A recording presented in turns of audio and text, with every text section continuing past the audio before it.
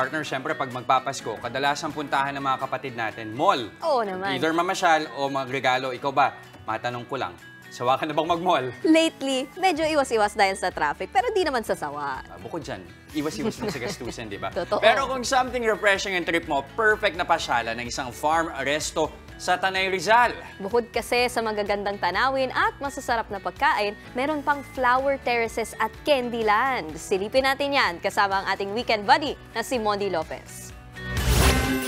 Habang palapit ng Pasko, patindi naman ng traffic. Chill muna tayo, igagala ko kayo. Inspired ng nauusong forward caption. Game?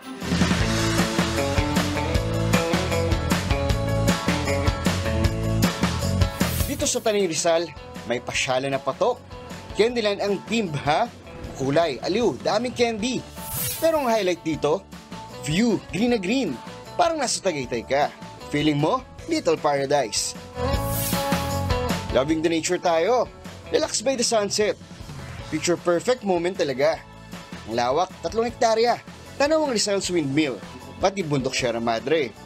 Dito po sa Gaya Sanctuary, makakita po tayo ng iba't ibang tanim ng mga halaman at mga puno, and pinaprioritize po namin ng mga endemic and native trees.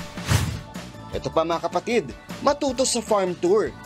Dito rin matatagpuan ang tinatawag na mangkono. Ayan yan. Isa sa mga ituturing na hardest wood sa Pilipinas. O, di ba? At makikita sa 1 centavo. Kita ba? Kita. Ito yung bulaklak nila. Ayan o. Ganda ng flower terraces. Daming klase ng bulaklak. May exotic fruits din. Gaya ng purple atis at purple na bayabas. Dating bulubundukin pala ito.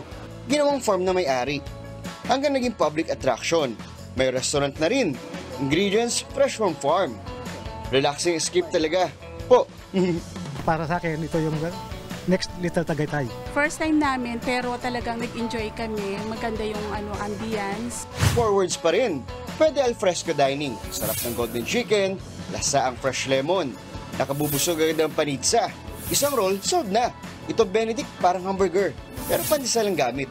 Angat yung longganisang palaman. Fresh yun ang drinks. Gamit ang fresh herbs. May pandan at tarragon. Busog na busog ako. Bukas 7 ng umaga. Sarado 9 ng gabi. Mula Martes hanggang Linggo. Forwards lahat ha. Until next weekend po. Mondi Lopez, News 5. Mga kapatid, Nikki de Guzman po. Iba na ang may alam at may pakialam sa panahon ngayon. Para sa tuloy-tuloy na balitaan sa Frontline kahit weekend, mag-follow at mag-subscribe sa social media pages ng News 5.